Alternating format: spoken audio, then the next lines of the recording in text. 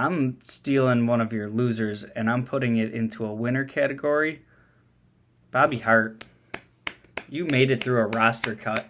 I don't know how, but you're a winner this week for that. You're now listening to the Wandering Buffalo podcast with your hosts, Andrew Chang and Justin Goddard.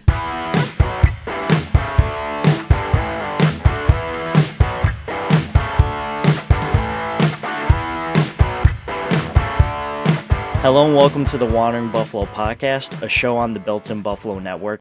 My name is Andrew Chang, and alongside me may be Justin Goddard. Justin's kind of dealing with some technical difficulties right now, so he'll join our show as soon as he gets that sorted out. Hopefully, fingers crossed. But anyways, we had plans tonight to talk about the preseason game that the Bills had with the Lions, some training camp notes that happened since that said game. And then we were also going to talk about the two players that were featured on NFL's Top 100 voted by the players themselves. As always, you can find us on most social media and podcasting platforms, and even on YouTube by searching the Wandering Buffalo Podcast. And in addition, you can also find us as well as other amazing content by looking up the Built-in Buffalo Network. So let's transition into, the top 100 NFL list. This came, I believe, out on Sunday, and they released players 100 to 50, if I'm not mistaken, or something like that. And right off the bat, the Bills got some clout by having Beasley at number 6. I'm not upset with Beasley being featured on this list because, if memory serves me correct, he's never been on this list before, and I've always thought of him as a upper echelon slot receiver, and this past season he proved it. Now, is 96 really an appropriate spot for the best slot corner in the league? I don't think so. I think he should have been higher. But, I guess beggars can't be choosers because he was never on the list before. If it were up to me, I put him at what's a good number for a wide receiver?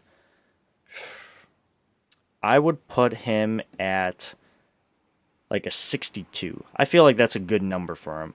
Maybe I'm wrong. I don't know. If you disagree with me or agree with me, let me know. Who knows? Moving on, this is the more egregious thing. And if you've already seen the top NFL 100 list or watched it on YouTube, then you know where I'm about to go. Tre'Davious White only got 95. How the hell does that make sense? I'm pretty sure last year he was in the mid-40s, like 47 or something to that effect. Regardless, almost 50 slots higher in last year's ranking. But then this year, he's only 95? I don't understand that. Think about it. One of the best corners in the NFL got 95. That means 94 other players, which we know that there's going to be a cornerbacks, probably Jalen Ramsey, Stefon Gilmore, and other cornerbacks are going to be ahead of him, who I'm probably going to disagree with for a little bit. And it's just blasphemy because even what's his name, Jalen Ramsey released a list of his NFL top cornerbacks, and at number 3, he had Tre'Davious White. Tre'Davious White is much better than a 95, and he's much better than last year's 47. He's upper 30s. I give him the 32. I don't know. But I digress. I just don't think that the Bills, and this is bigger than, Tre'Davious White, right? The Bills have always had I wouldn't say this dark cloud over their heads, but for the longest time, the Bills struggled to get recognition. And most of it was self-inflicted. But we're trying to claw our way out of that hole. But I feel like the rest of the NFL still kind of looks at us with those lens. at that lens. And I don't know. I just know that this team is better than that, and I am hoping that other players will crack this list. We know Josh Allen's going to make the list. We know Stefon Diggs is going to make this list. I'd hope to see them in the top 20 at minimum. If I see Diggs, like, where was Diggs last year? I think he was in the 40s as well, but he definitely shouldn't be there this year. Top 20, easy. Easy. All right, let's move on. Sorry for my little rant there. It just got me a little heated to think about how I almost did it again. I just don't see how the best one of the best cornerbacks in the league is only 96. Doesn't make any sense. Anyways, let's talk about the training camp notes. And there's a decent handful of them, so I'll just kind of go through one by one and give you my notes about it. So, wide receiver Stefon Diggs has missed a week with a knee injury. Is this something serious, Bills Mafia? I don't know. When it first happened, I saw it, and I didn't think anything of it, I was like, oh, they're just trying to be precautious. No big deal. Just forget about it. I saw him dancing on the sidelines anyway, from all reports at least. So, no biggie. Then the next day he doesn't practice. And then the next day, and then today he doesn't practice too. Do you think the Bills are just trying to be precautious? You think they're just, maybe it's something bigger than that? I'm not entirely sure, but I hope it's nothing serious. And this is JA's 17's boy right here. This is the guy who single-handedly helped us get that much better. Obviously, Josh Allen was there to throw him the ball, but without Diggs, do we have that same success that we had last year? I don't know. Moving on, cornerback Tre'Davious White missed Friday night and Sunday's practice with a personal matter, and we don't know what that is. I don't know what that is. But all I can say is that I hope it's nothing super serious, and I wish that everything with him and his family and friends is going well in terms of health and their just lives in general. So I hope things are okay. That's all I can really say about that. Moving on, starting left tackle Dion Dawkins returned from the COVID-19 list last week, which is great. It's about time. Dion Dawkins, the snowman, he's yet to be seen. Summer's not the best time for snowmen anyway, but in this instance, it's kind of not really good because he hasn't even fully participated in one practice. Although today, which would be Monday, if you're listening to this, it would be Thursday, but we record on Mondays. But on Monday's practice, he was on the sidelines, I guess, with the helmet doing light work, but nothing really serious, and didn't even go through the full practice. So I'm starting to get worried about this offensive line depth. Could you imagine if Bobby Hart made this team? Like, really stop and think about that. That would be awful.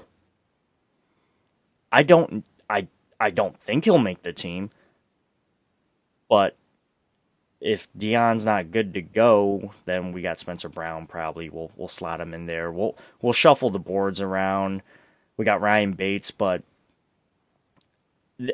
without Dion Dawkins at left tackle, that significantly, in my opinion, complicates the offensive line combination and the continuity. All last year we're talking about how the Bills don't have their starting five together. That's why, the run game wasn't great. But this whole training camp, the Bills still haven't had their starting five together. Now, I understand that this year we had a training camp and preseason, so that's a benefit to the continuity of this team and going through the motions and trial and error for offensive line combinations, but it's still something we need to think about moving forward and thinking about this line. Moving on, Jake Kumaro has apparently jumped ahead of the pack in the wide receiver depth competition, but Isaiah McKenzie is still ahead of him as wide receiver 5. So this isn't a shock, right? Everyone's gassing up Kumaro. Aaron Rodgers says he's really good, and then training camp comes on and he's just showing out, doing crazy one-on-ones, 2 great one-on-one reps against Tre'Davious White, who's allegedly only number 96 out of 100 in the top NFL players of 2021. Yeah, I'm still talking about that. But I just don't... I almost went back into it. Sorry. My thoughts about Jake Kumaro is that I told myself I wouldn't fall for the training camp darling, and here I am, slowly but surely falling for him.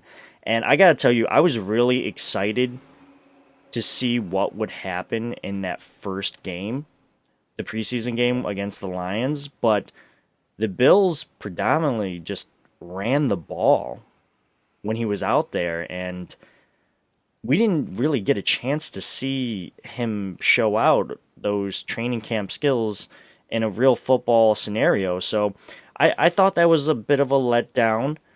And, I was also excited to see Trubisky too, but he only threw 2 passes and went 1 for 2, if I'm not mistaken. So hopefully at this next game in Chicago, I believe where the Bills are playing, that we'll see more of Jake Kumaro to validate him jumping the pack. We'll see. Moving on, Davis Webb, after that preseason game, is apparently QB3. Yeah, I can see it. I definitely can see it. And when you looked at that preseason game, which we're going to get to in here in just a moment, Davis Webb came in after Mitchell Trubisky and really took a lot of the snaps. And I remember watching the game, and they said something along the lines like, they're going to split the remainder of the time with Jake Fromm and Davis Webb. It didn't feel like that to me. It felt like Davis Webb had about 75% of the snaps, and then Jake Fromm got tossed in, I guess with 75% left of the fourth quarter, 12 minutes or something like that. I don't know if I'm being too drastic, but it just doesn't feel like the competition between Jake Fromm and Davis Webb is close. I think Davis Webb is leaps and bounds ahead of Jake Fromm, and I don't think I'm necessarily upset about that.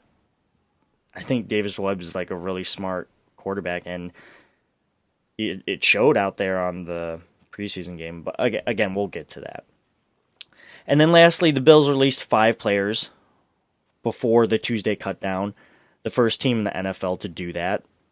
And we released, 3 offensive linemen: Markel Harrell, Caleb Bennock, Cyrus Tuteli, defensive lineman Eli Anku, and linebacker Mike Bell. So 3 linemen, 1 defensive lineman, and 1 linebacker. I mean, I didn't suspect any of these players were going to make the team anyway. Did you? If you're saying yes, then I would love to have that conversation, because I want to know where you're coming from. But those three offensive linemen, it's like a cauldron of competition for OG Bobby Johnson, Brandon Beane, and this whole offensive scheme that they're going. They want a lot of competition there to get the best out of everyone else.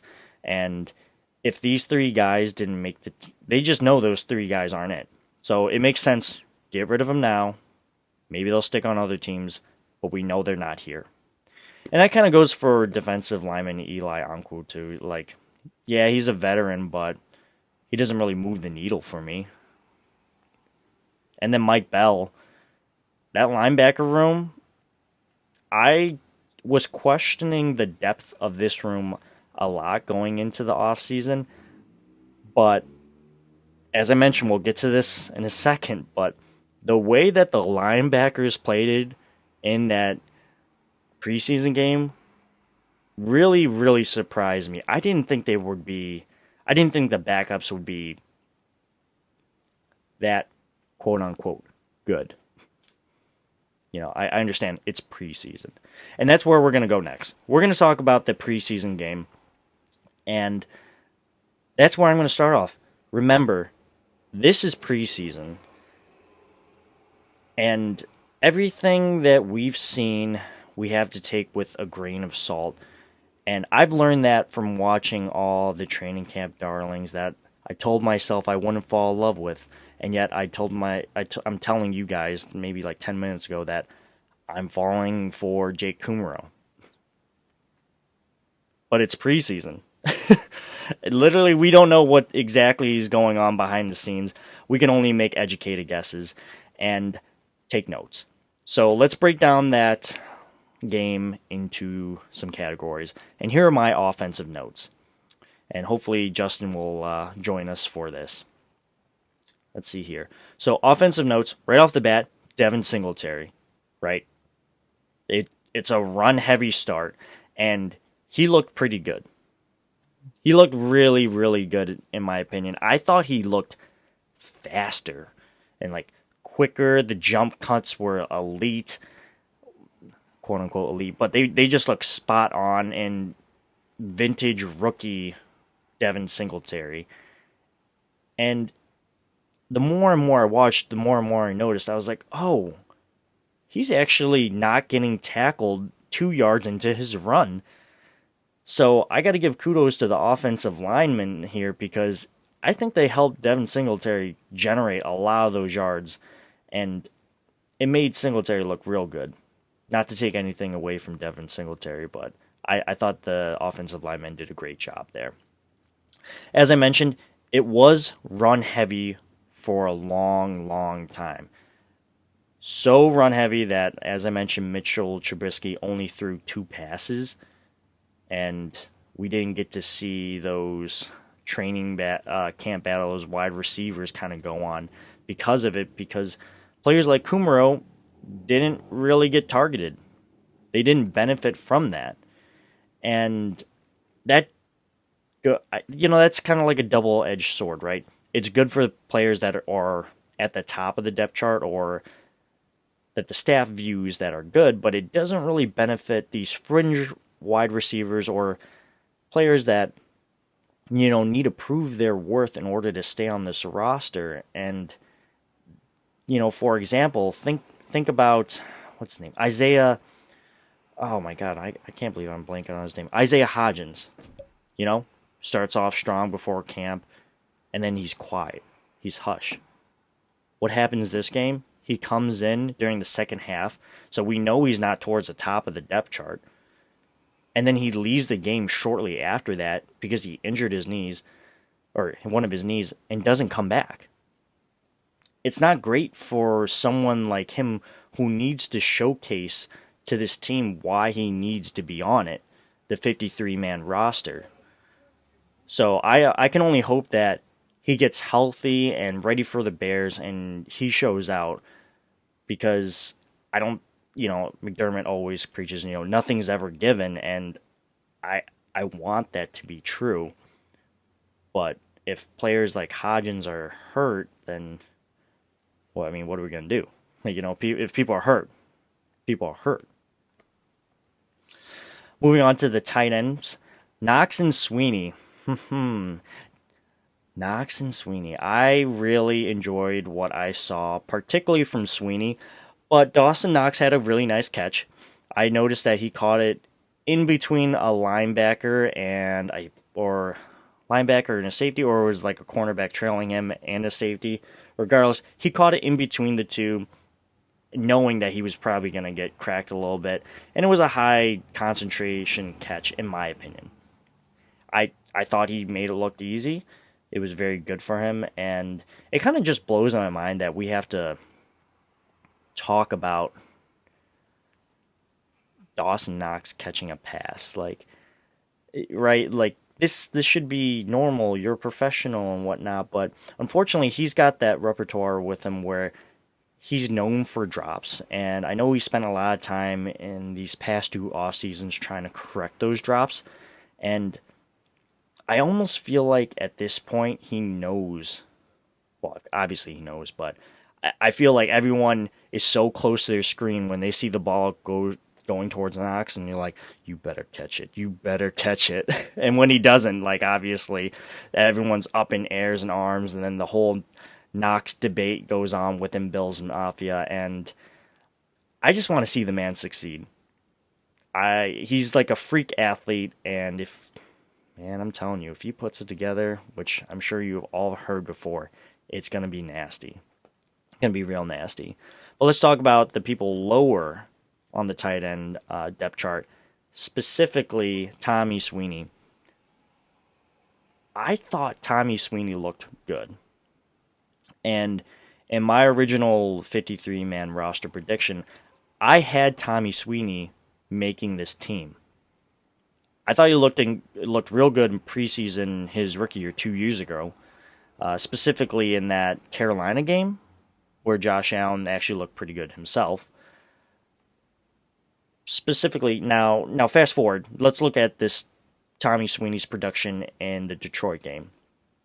I'm thinking about that nice catch where he kind of caught it with his fingertips and he kind of stumbled. It was a little out ahead of him, so he caught it with his fingertips, was stumbling while trying to get possession of the ball, gets it all together, and then is able to turn up the field and drag like a cornerback with him before eventually going down. That was pretty cool. And that's what I want to see consistently from Knox, because if he can do that consistently, then he would make Tommy Sweeney look pedestrian, like you and I were out there. Because Dawson Knox would be able to stiff arm, like hurdle, probably. I don't know, but regardless, I thought the tight ends had a okay game. Okay, specifically Sweeney, it was really good to see him come back, especially from the MI from COVID, and really show out. Let's talk about the offensive line. I think they did reasonably well. I think they held up pretty good, especially in the beginning with having 3 starters out. You didn't have Darrell Williams, Deion Dawkins, as we mentioned, and also Mitch Morse. So who replaced him? Spencer Brown, left tackle.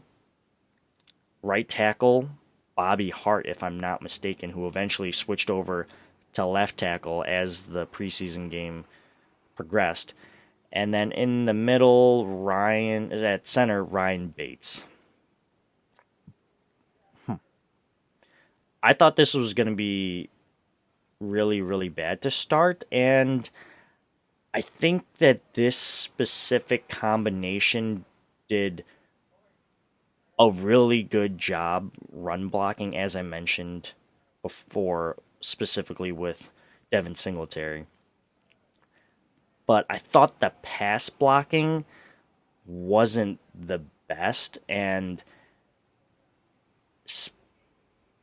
when you look at it, if you go back and watch, Bobby Hart, you're going to see bad pass blocking from Bobby Hart. Like, there's no way you're not going to see bad pass blocking from Bobby Hart. But when you look at Spencer Brown, kind of, he's unproven. He's a rookie.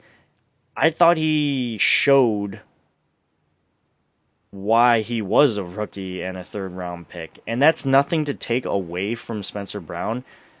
He just needs to learn the position better, get the technique. Like, he's got all the athleticism in the world, but he just needs to learn. And that's okay. Most people kind of get upset, in our day-to-day lives when things happen or someone does something to you or affects you in some way. But in my opinion, sometimes those people don't know that they're actually doing it, and you can't be mad at them. You got to be upset at the situation and work on it together. So I hope that the Bills can develop Spencer Brown into this beast of a tackle, which I have all the optimism in the world that he can actually do that. But Bobby Hart, and I already kind of mentioned this earlier in the podcast, but Bobby Hart is not it. Oh my God. I cannot believe that this man did not get the cut down initially. I could have swore he was just out. And I listened to Locked On Bills by Joe Marino earlier today, and he said that Sean McDermott said, when it comes to Bobby Hart, we love how he gets here early. We love his craft, all that other stuff. I'm going to tell you how I feel. I don't care how Bobby Hart does his craft. I need to see the results on the field, because the way that he's going about learning his craft or, perfecting his skill set isn't working.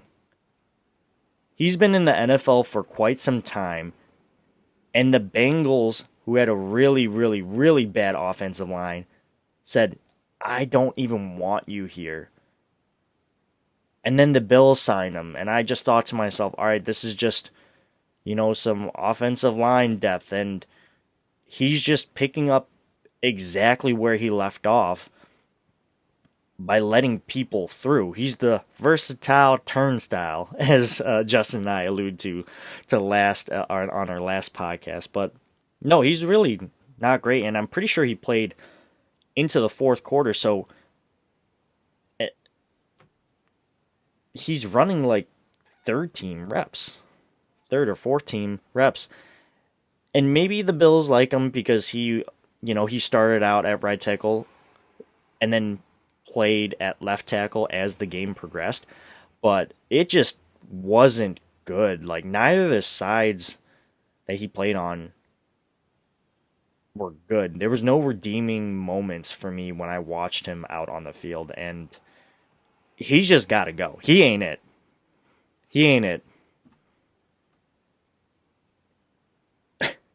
Sorry. Let's move on to Antonio Williams. Last year, towards the end of the season, as we're going into the playoffs, everyone was calling for Antonio Williams, saying, get him on the field. And I'll say this, I love Antonio Williams because he's got an edge to him when he runs. He runs hard, real hard. I'm not trying to be anywhere near this man on the field. If I can stay away from him, I'm going to do that, because he just looks like he's going to give you 100% of everything he's got to get an inch on that grass or turf. That being said, they really put him behind, the second and third team offensive line, and he didn't really do super hot, and I understand he's running with the second and third team, but the game where he popped off, we kind of rested some of our starters, if I'm not mistaken, and he did well there. And I understand that's kind of drawing apples to oranges and whatnot, but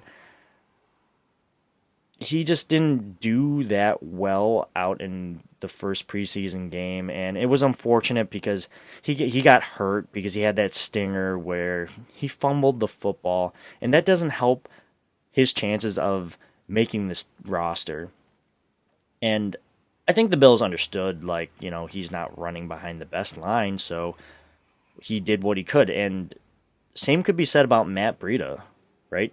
I thought Matt Breida would go a little harder, but he didn't look out of this world better. I thought both of them had comparable performances, and I think that was in part because of the line that they had before him. So Don't write these guys off too soon because they were not handed the best slate. Moving on to Marquez Stevenson. The guy kind of looked natural as a kickoff returner. Not gonna lie, where he took it out of the end zone and he did a low juke and like a spin move. I was like, okay, Marquez. And then I looked where he ended up, and it was, I'm pretty sure he got to the 25-yard line. I was like, oh, all right. Well, that was the most exciting 25-yard line that rush that return I've ever seen. So I was about it. And let's talk about that big fourth down conversion that he caught. You know, right before that, he catches a pass over the middle. I think it's like third down. And it was only a gain of like 4 or 5 yards. And I thought to myself, like, all right, this game's over, but whatever. It's preseason. But, you know, in the back of my head, I'm like, the Bills got to win. The Bills got to win. Even though this game means absolutely nothing, I'm still thinking to myself, the Bills got to win. They got to find a way to win. Jake Fromm, he's going to pull it out. And Jake from State Farm literally throws the perfect pass to Marquez Stevenson, who gets a step on his man, and the speed showed up, which would eventually lead to the game-winning field goal, of course, that we know, by Tyler Bass. Let's talk about Jake Fromm. Jake Fromm came in the fourth, I guess kind of like early fourth, after Trubisky and Webb, so we know he's at the bottom of the depth chart. And initially when I watched him play, I thought to myself, wow, this guy's a statue in the pocket. He doesn't really move all that much. And it's so funny because if you slapped a 17 on his jersey, you'd just be like, what is Josh doing? Take off, do anything. Like, anything. He's just a statue. And he started the game off really slow, but as we know, and as I just mentioned, he finished the game pretty strong. And we got to understand in that it's been 2 years since he's played. So I try to keep that in my lens. Could you imagine like coming out of college and then dealing with COVID and they were like, all right, you got to be like the COVID quarterback. Just stay over there. Don't even come near us. Just work practice reps over there. Just stay. Just crazy to me. Let's see here. The quarterbacks actually did really well. In my opinion, Trubisky only threw it twice, but Davis Webb, he engineered that touchdown, or he engineered that drive to Devin Singletary where he caught that pass. And I thought there were some smart moments from Davis Webb where he knew when to call play dead. He would throw it into the grass, took off when it was appropriate. And it shows the experience from his career is there. And I always thought Davis Webb was like significantly older, but do you know that he's 26 years old? That's pretty young. That is very young. Anyways, let's move on to the defensive notes here. And I would be amiss if I didn't start things off by talking about Gregory Rousseau. The sack. Right off the rip. The first series of the game, he just looks further along than I had originally thought he would be. And I'm just happy. He's got so much length to him. And he did it against a top 5 pick in this year's draft, Penei Sewell. Oh my God. It was just a thing of work, of beauty, and I don't know. I'm telling you, I just didn't think he would be along. Like, he's just progressed a lot faster than I originally thought. And I understand it was only 1 sack and, it's still early and I could take these comments back. But if he stays on this trajectory, it's a pretty good trajectory. And the D-line in general looked pretty great. There were a lot of different looks. A lot. The pressure was definitely there, which is a great thing considering how much resources this team has put into it. Draft picks, money, you name it, you got it. Brandon Beane just threw it all there. Said we got to get pressure, and I loved how I saw a lot of the veterans mentoring these players, and not necessarily the defensive ends either, but the safeties and the wide receivers. It was all around great stuff to see. The linebackers, I know I said the quarterbacks did really, really good, but I think the linebackers were very nice in this game. Like, really, really nice. And it was kind of a surprise to me to see Tyler Matakevich start this game as middle linebacker. I was like, what are you doing there? Aren't you supposed to be on kickoff? But he was there, and he played pretty good. If I'm not mistaken, he had a pass breakup. Maybe not. And then Andre Smith, this man played very well too. He played out of his mind. He had that interception that got called back, which was unfortunate because the penalty or whatever that he got the interception, it wasn't even remotely near. The penalty wasn't even remotely near Andre Smith. So I don't know. I kind of felt bad that he wasn't able to take that back or take credit for that interception. I think it was on like a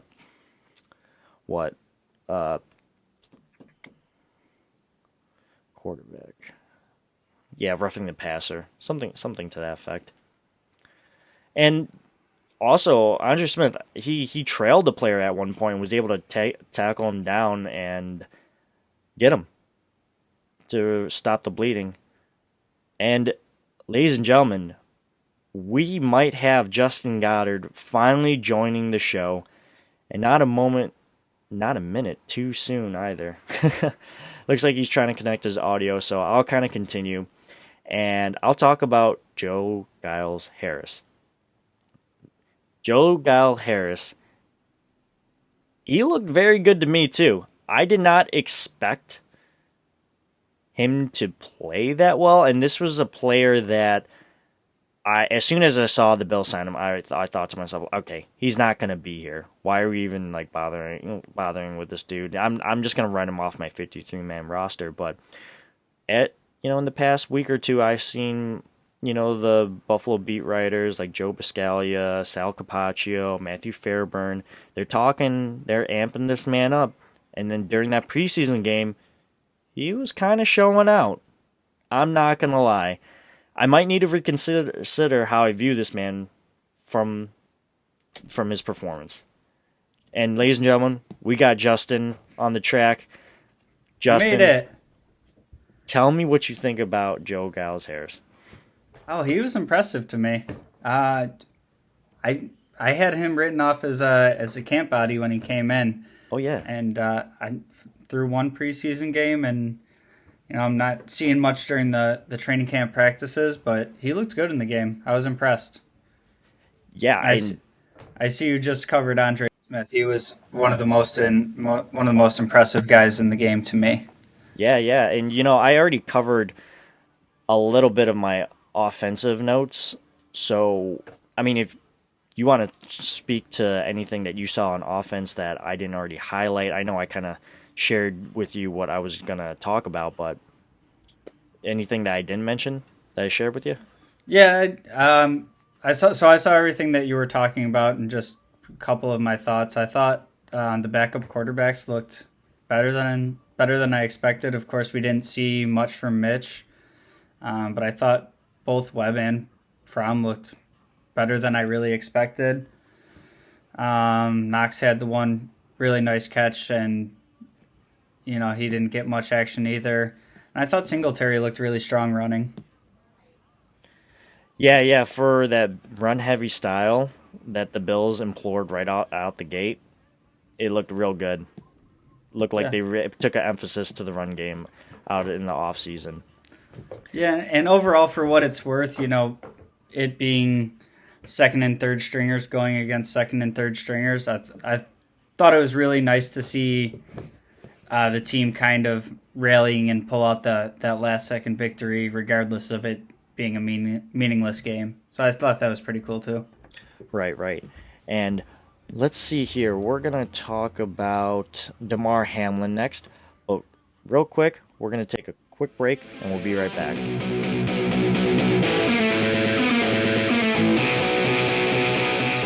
Welcome back, everyone.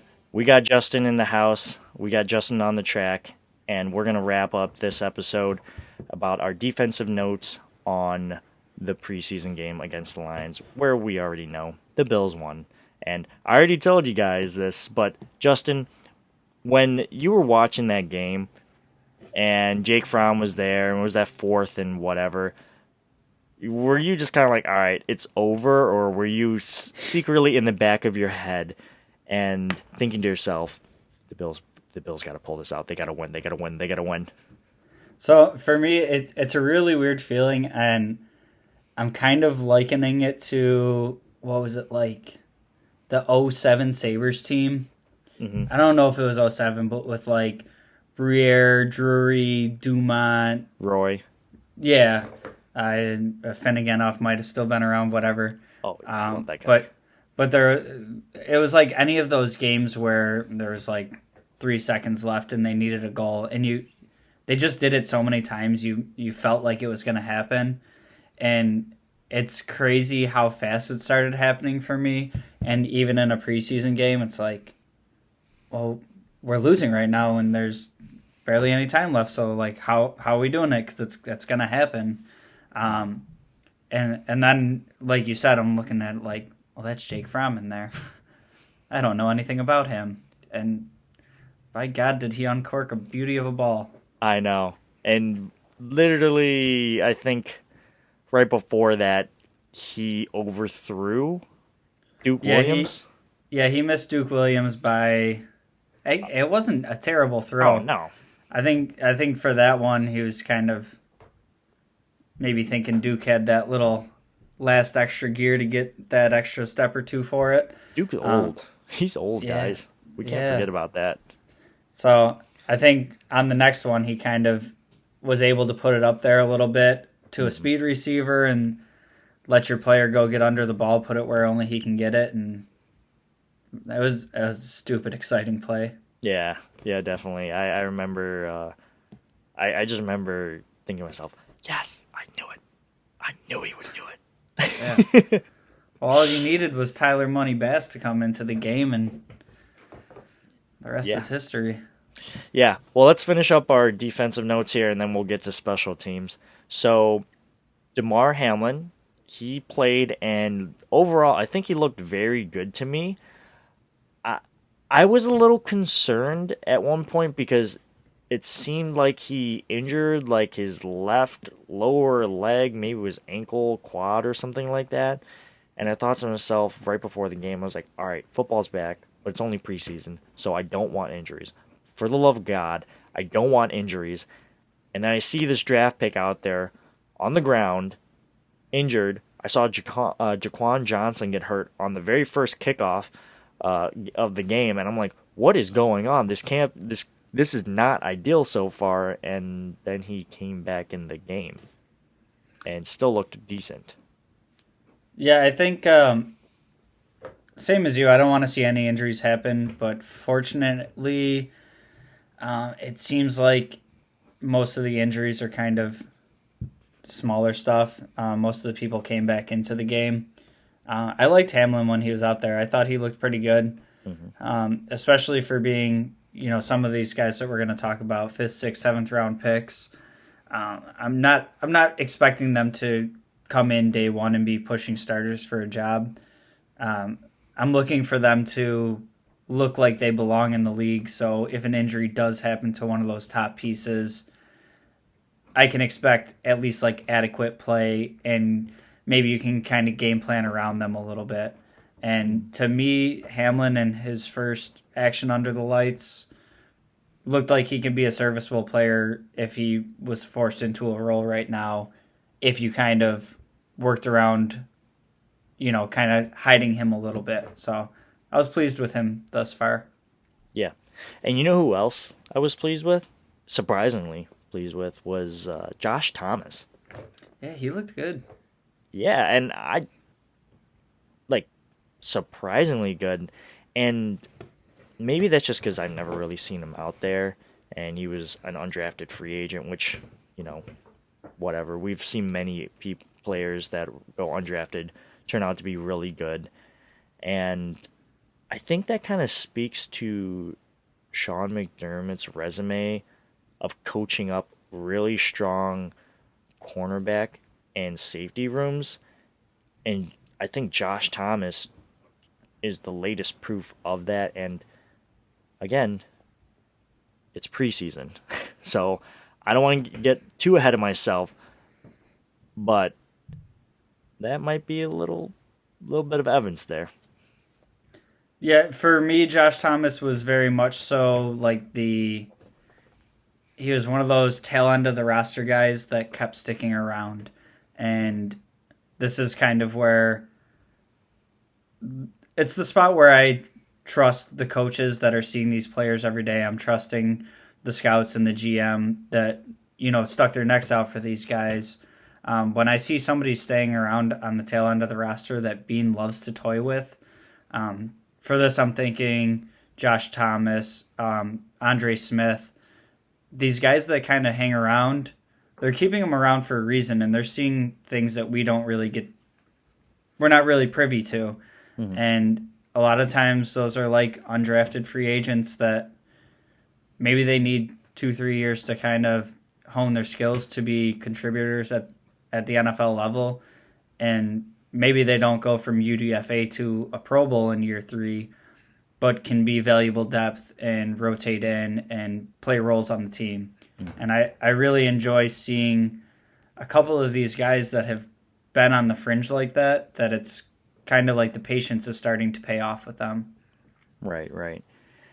And I know I just mentioned how Sean McDermott has this resume of coaching up these really strong, unproven talents in the safety room and the cornerbacks, but Justin, these cornerbacks that played outside of Levi Wallace and I guess Dane Jackson, I'm gonna put him in this category too. They just looked all inexperienced to me. Mm-hmm. And I don't know if it was their fault because it seemed like the Bills were employing a lot of man-on-man, which we know isn't their MO because this is a zone-based scheme. And I'm not sure why they did that. And maybe it's, just to shake the rust off, kind of get better at something that that you're not good at. Maybe they're thinking to themselves, we got to prepare for teams that we have to run man against. The Chiefs, for example. But I don't know if they are thinking like that far ahead. But regardless, these cornerbacks didn't look great to me. And I'll just start off by saying Wild Goose did not look loose. He looked pretty shaky, if anything, and the pass interferences, he got bulldozed for that first down, and when the Bills had the Lions pinned in like their red zone, he got burned on a deep ball, and I don't know. Wild Goose just he's got to get better if he wants a spot on this team. So a couple of points that you were talking about, why they're running man. Are they, trying to get better at a weakness? Are they, trying to see what they have in these players? I think it's a little bit of all that. But I also think it's kind of one of the reasons why you can't put a ton of stock into preseason games where these teams aren't really trying to show their hand. Mm-hmm. Clever zone schemes and stuff you're coming up with. You're really giving the other team the most vanilla defenses to look at. You're not running all of your playbook on offense. It's kind of just like a get your feet wet thing. So I think that's a lot to do with the running of the man coverage. You're not looking at where the cornerback zone stops and bleeds into the safeties and all that. I think it's kind of trying to keep things off the tape. Wild Goose didn't really look great. He got cooked.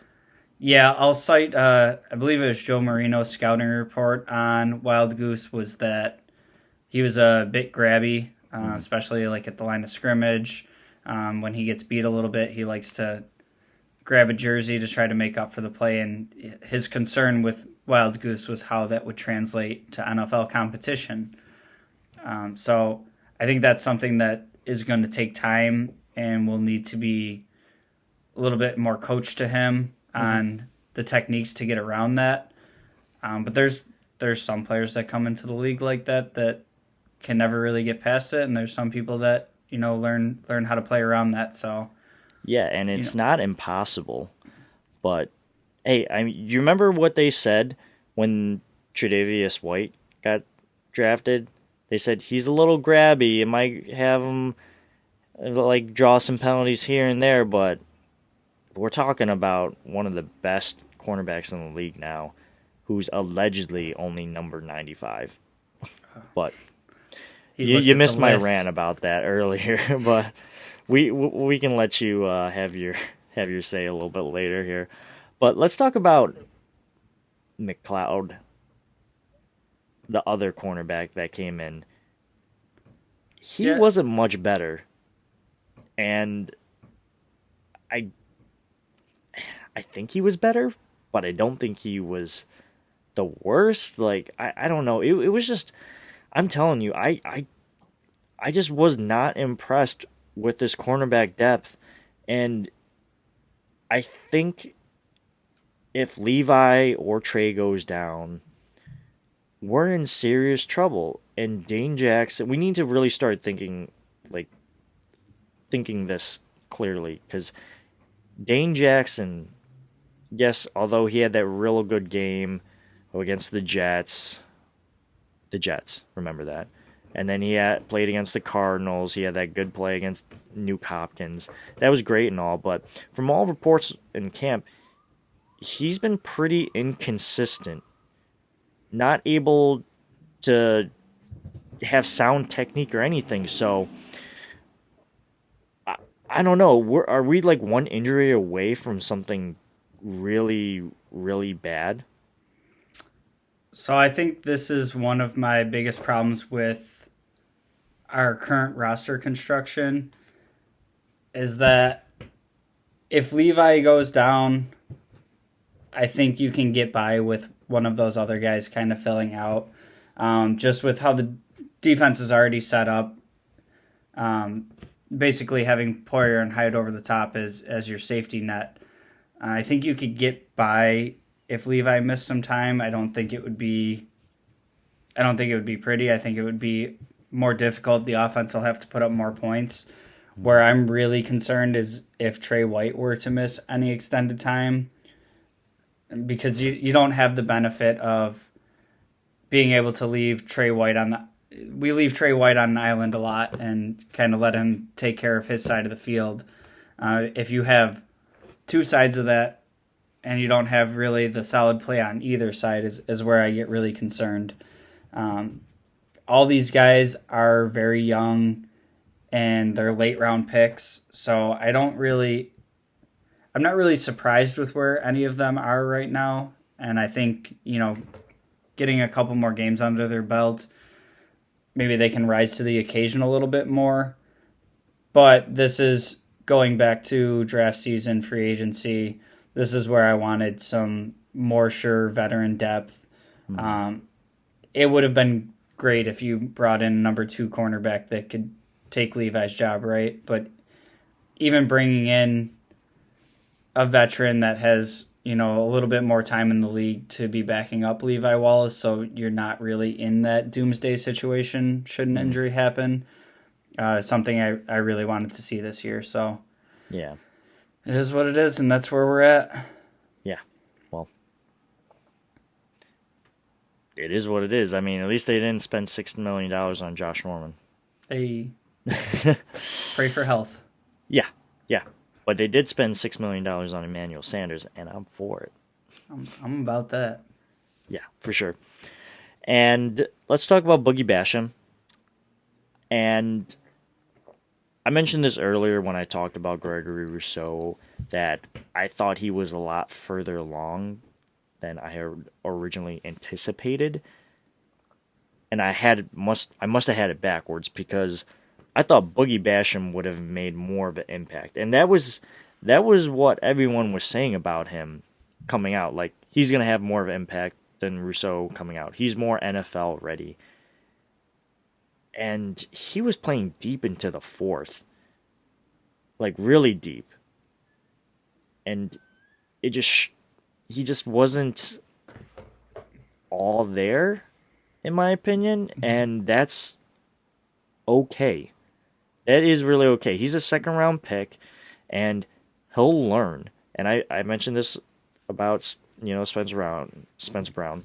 It's okay for them not to know right now. It's kind of like when I got hired at one of my first jobs. They looked at me, Andrew, get your mess ups in now, because like in a couple months from now, it's not going to be okay.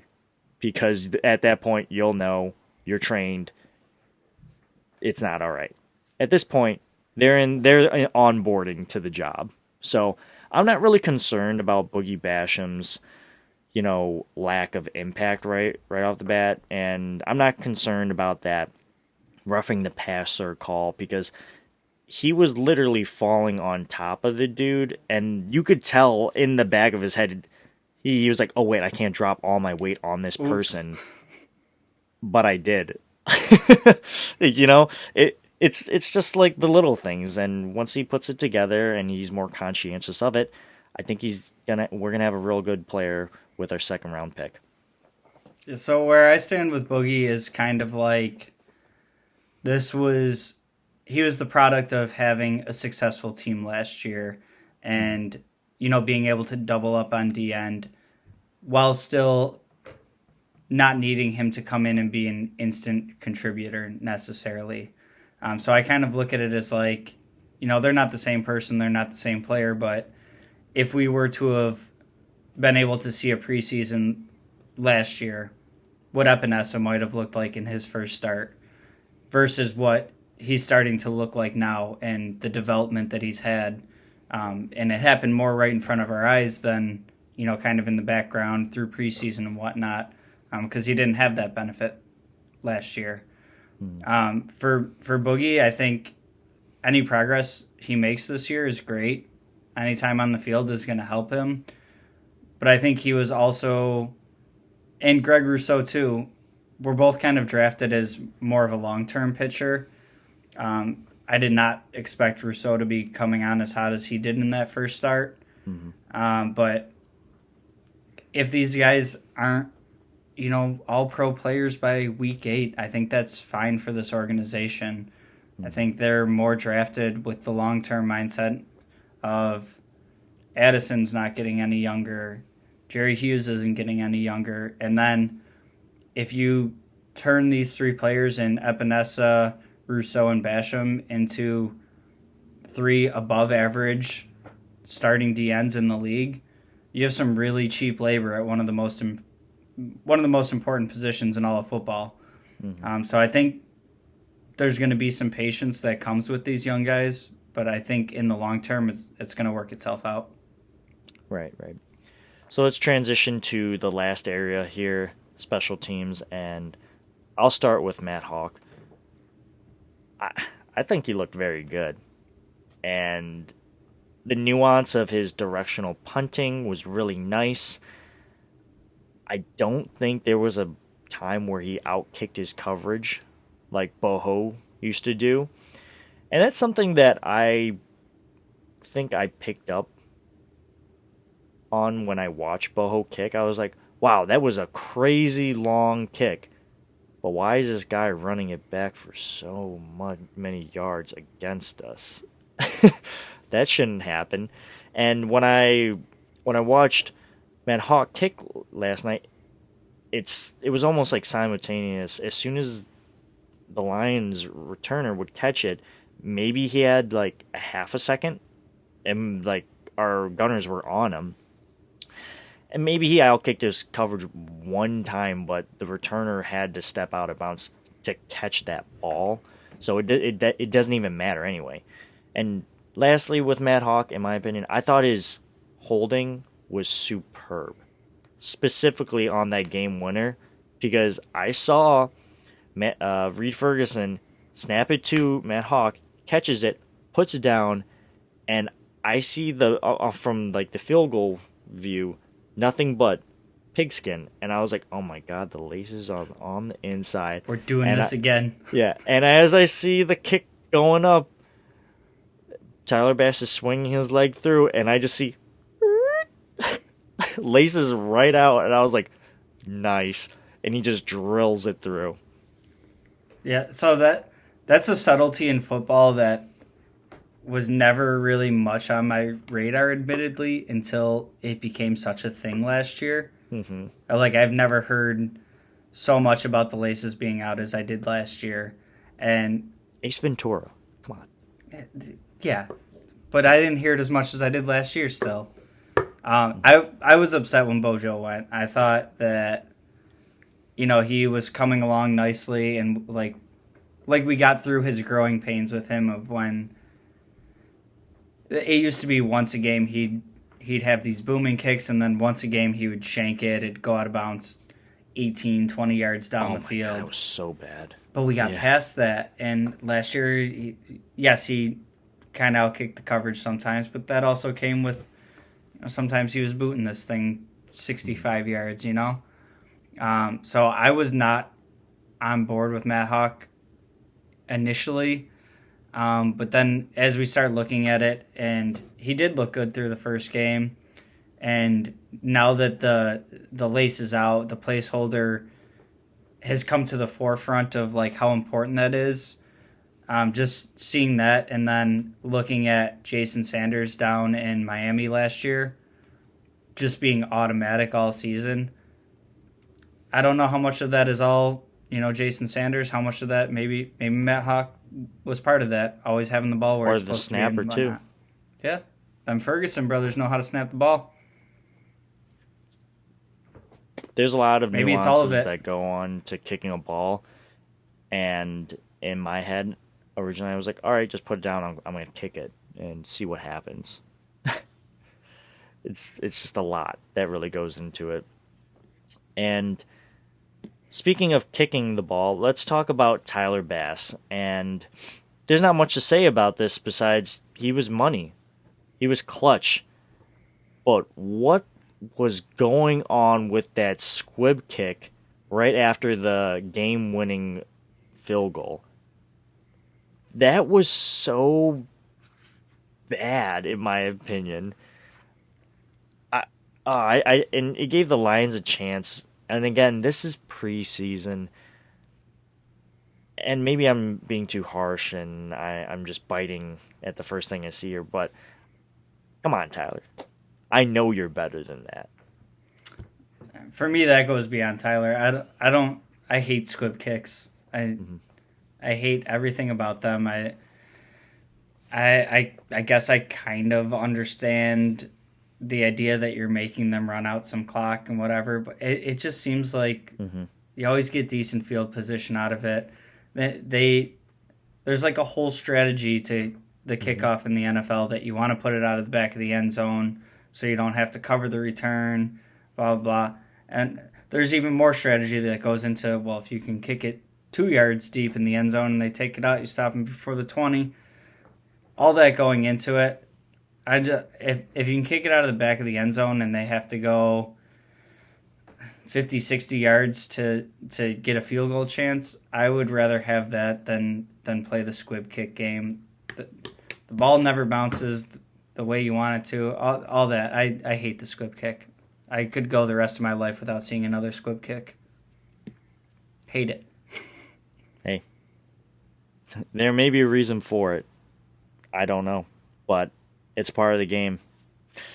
And in terms of the punt returner, I think I've seen enough. McKenzie's in the driver's seat. McKenzie or bust for returner. Powell just did not look super good at it. He made a poor decision to I don't know. And he got lucky for that helmet-to-helmet call. Otherwise, he would have just got rocked. And no benefit to it. They just got lucky. Period.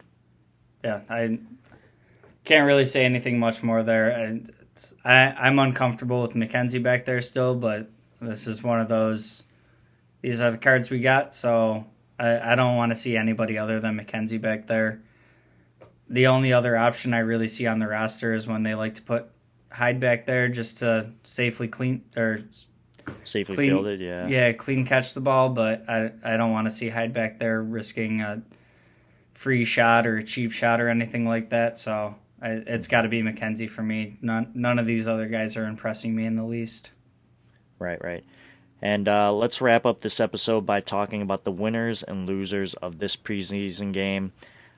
Winners, for me, I'm going to say the quarterbacks and linebackers. I think they far out performed way better than I had originally thought, specifically the linebackers, considering I had a lot of depth questions for that position group. And I'm going to throw safeties in there too, because I really thought there were just no names behind these guys. And, again, it's preseason. We only have this little instance of game data to reference to jump with or to reference, but I thought the safeties looked good. I thought the linebackers looked real good, and I think the quarterbacks did their thing and showed the NFL hey, the Bills have a pretty good quarterback room. Who are your winners? Yeah, I'd agree. I can't put all the running backs in, but Singletary's got to get a little tip of the hat for me as far as the winners go. Breida didn't wow me. Antonio Williams had the fumble and it was on the play where he got injured, so I won't put too much stock into it. But at least seeing Singletary out there, he looks faster. He looks like he's running with a little bit better vision. He looks like he's ready to go this season. I'm excited to see Moss get back out there, but Singletary was encouraging. And then I'm stealing one of your losers, and I'm putting it into a winner category. Bobby Hart, you made it through a roster cut. I don't know how, but you're a winner this week for that. Oh man, the losers category, of course, and I guess that makes a lot of sense. Bobby Hart, you're not really a loser. It's just you just squeaked by again. So I don't know if you saw this one. Vince over on the Built Buffalo Network on Twitter had a quote from Bobby Hart. It was from 2017. Bobby Hart best saying right that tackle. He was the best right tackle in the league. And I'm like, Jesus Christ. No, you're not. Yeah. Sorry, Bobby. I don't know you personally, but he has to go. Yeah, well, I'm unfortunately going to have to keep him in the loser category here. I'm blown away that he didn't get cut, but I understand why he didn't get cut at the same time. But I literally started off this episode, where I talked about the training camp, and I referenced how, Deion Dawkins, still hasn't really done a full practice. Can you imagine if Bobby Hart made this roster? Just stop and think about that real quick, Justin. For those of you who can't see, Justin made, a real repulsed face. And I think that just pretty much encompasses my thoughts in general.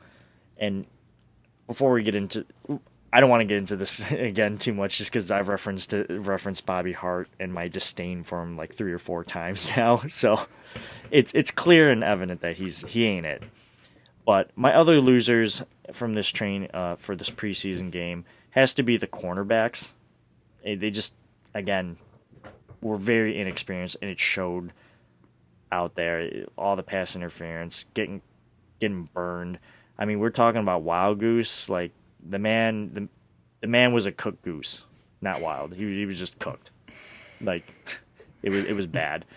And the wide receivers, specifically towards the bottom of the roster, I know I mentioned this earlier, but fringe roster wide receivers in this organization have it bad. It's a tough wide receiver room to make on the 53-man roster, and that's because we're a wide receiver centric offense, and unfortunately players like Isaiah Hodgins didn't do anything out there, and that's because he got hurt. And the top of the roster wide receivers were either sitting out or they got the benefit of Mitchell Trubisky handing the ball off to Devin Singletary until Davis Webb came in, and then the lower tier wide receivers came in and showed why they were lower tier wide receivers. Yeah, I agree with your wide receivers here. For part of it, it's not even totally their fault. Sometimes when you get into these camp battles, like maybe you're on a lot of teams, maybe you'd be duking it out for like a fourth spot, Duke. And if you can't seal up that fourth spot, maybe you can round out the depth chart at like 5 or 6. Like 1 through 5 is pretty locked up right now, and seeing what I saw from the other returners, McKenzie's pretty much a lock at this point. So you have some talented wide receivers here that really need to set themselves apart from like 5-6 other dudes for one spot, and that's including making some plays in preseason. At that spot on the roster, you have to be a special teams contributor in probably more than one way, and like all the other things of looking at you if you're ready to be the next man up and all that going into it. So like Isaiah Hodgins, for me, he might be good enough to be wide receiver 5-6 on 80% of the teams in the league. But what we've seen so far, it's probably not enough to cut it as the last receiver on this team right now. Yeah, if you're a lower tier wide receiver, or lower on the depth chart rather, on this team, your final boss is basically Jake Kumro, who's got special team versatility and has been showing out. Plus the hair. In training camp. And he's got a sick nickname. Touchdown Jesus? Like, just cut yourself. Like, yeah, that's got to count for at least like 2 points if you're doing like a pro-con column. Like Touchdown Jesus has to get 2 points. Yeah, I told myself I wouldn't fall for the training camp darling, and I'm trying really hard not to, but we'll see what happens. Anyway, I think that's going to wrap it up for this week's episode. Go ahead, like, comment, subscribe, and review our podcast, as well as other amazing shows on the Built-In Buffalo Network. It would be greatly appreciated. We're always looking for guests on our show, so if you want to be on our show, feel free to reach out to us on our social media platforms by searching The Wandering Buffalo Podcast.